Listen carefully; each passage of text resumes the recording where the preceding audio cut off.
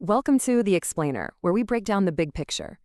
All right, let's get right into it. And listen, if you are even thinking about buying a new motorcycle in India, you're going to want to stick around. This could honestly save you from making a huge mistake. So here's a question for you. Is your dream bike about to just vanish? It happens more than you think. Every single year, models just disappear from the lineup. And here's the crazy part. Manufacturers almost never announce it. They just stop making them, leaving buyers like you completely in the dark. So what we've done is dig into the sales data, talk to some folks in the know, and we've put together what we're calling the red zone. These are the bikes that are on seriously shaky ground, the ones that could be gone from showrooms, well, any day now. Okay, first up on our list, the Benelli Imperiale 400. Now, you might remember this one. It's a beautiful classic retro bike, and when it launched, man, the hopes were high. It was supposed to be a real challenger to the big dogs over at Royal Enfield.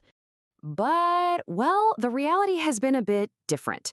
Its sales have absolutely cratered. We're talking just 10 to 15 bikes sold nationwide per month. I mean, with numbers like that, it's basically just taking up space in the brochure at this point. And it's not just Benelli.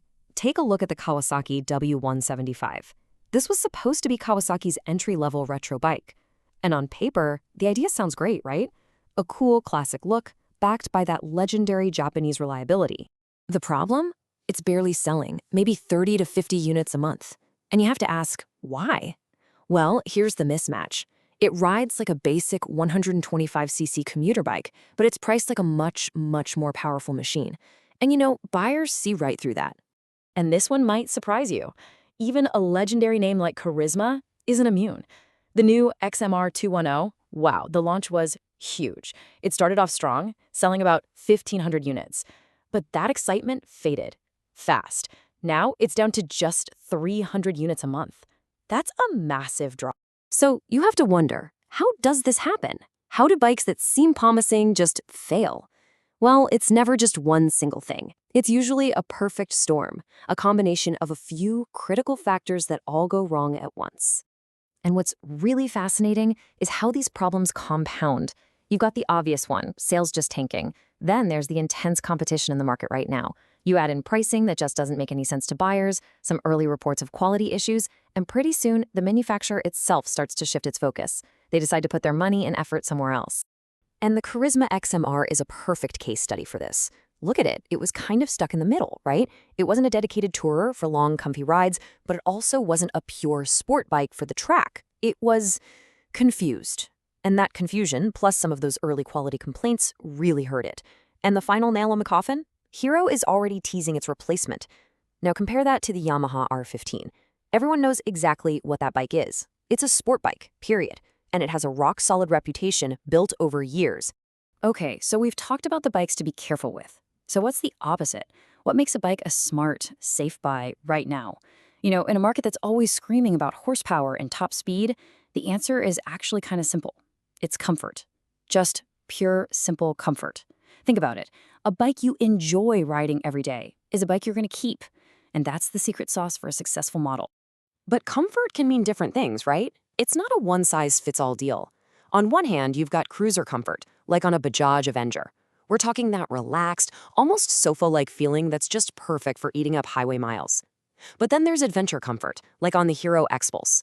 That's all about an upright, commanding riding position and long travel suspension that just soaks up bumpy, terrible roads. See? Two different kinds of comfort for two totally different missions. And that brings us to the crucial point here. This is why bikes like the Royal Enfield Meteor, the Bajaj Dominar, and the Hero Xpulse are such solid choices. They aren't trying to be everything to everyone. The Meteor, it's the king of the easygoing cruise. The Dominar, an absolute rock on the highway for touring. And the Xpulse, it's your ticket to accessible adventure. They each have a clear, well-defined purpose, and they deliver on that promise of comfort and reliability. That's why people keep buying them. Okay, so that's the scene today, but now let's look ahead. Let's peek over the horizon, because things are about to get really interesting. Seriously, 2026 is shaping up to be a massive, game-changing year for the entire Indian motorcycle market. Just look at what's coming down the pipeline. You've got Hero taking another swing at the Karizma, trying to get it right this time, but then you get the heavy hitters. The TVS Apache RR450, Aprilia's new adventure bike. These are serious performance machines that could totally shake up the whole segment. This is the next wave. So, all of this brings us to the big one, the million-dollar question for anyone with money in their pocket right now. With all this awesome new stuff on the way, do you buy a bike now or do you wait? Really, it all boils down to one thing, the value proposition. Let me break it down. The bikes you can buy today, they're a known quantity. You know what you're getting.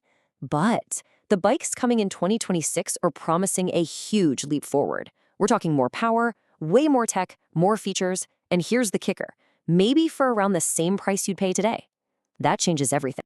You see, the Indian motorcycle market isn't just growing anymore. It's evolving. It's getting smarter. And the gap between a good enough bike and a genuinely great bike is getting wider every day. If you understand these trends, you can make a choice you'll still be happy with a year or even 2 years down the road. So that's the choice you're facing. It's a tough one, right? Do you go for the proven comfort of today's ride, something you know is solid and reliable?